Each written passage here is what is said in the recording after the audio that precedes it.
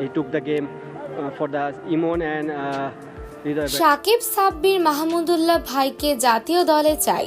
Bangladesh New Zealand বৃষ্টিতে match পরিত্যক্ত হওয়ার পর সংবাদ মাধ্যমে এসে একই বললেন অধিনায়ক লিটন কুমার দাস। বিস্তারিত দেখুন পুরো ভিডিওতে। দর্শক, শেষ পর্যন্ত চট্টগ্রামে জয় হলো বৃষ্টির। বাংলাদেশ নিউজিল্যান্ড টি-20 সিরিজের দ্বিতীয় ম্যাচটি আনুষ্ঠানিকভাবে পরিত্যক্ত ঘোষণা করা হয়েছে। এই ম্যাচ বৃষ্টিতে ভেসে যাওয়ায় বাংলাদেশের সিরিজ হার এড়ানো নিশ্চিত হয়েছে। পরের ম্যাচে হারলেও সিরিজ ড্র হবে, আর জিতলে শিরোপা ঘরে তুলবে স্বাগতিকরা। আর এই ম্যাচ শেষে সংবাদ মাধ্যমে এসে অধিনায়ক লিটন কুমার দাস যা বললেন তা নিয়ে শুরু হয়েছে নতুন আলোচনা। লিটন দাস বললেন, দেখুন, আমাদের দলে অভিজ্ঞতার খুব দরকার। সাকিব আল হাসান, সাব্বির রহমান আর মাহমুদুল্লাহ রিয়াদ ভাই, তাদের মতো প্লেয়াররা দলে থাকলে আমরা আরো শক্তিশালী হতাম। এমন পরিস্থিতিতে তাদের অভিজ্ঞতা খুব কাজে আসতো।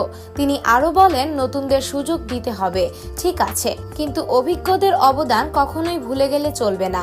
আমরা চাই তারা আবার জাতীয় দলে ফিরে আসুক।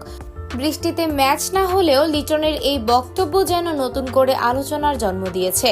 তাহলে কি আবার দলে ফিরতে যাচ্ছেন এই অভিজ্ঞ তারকারা?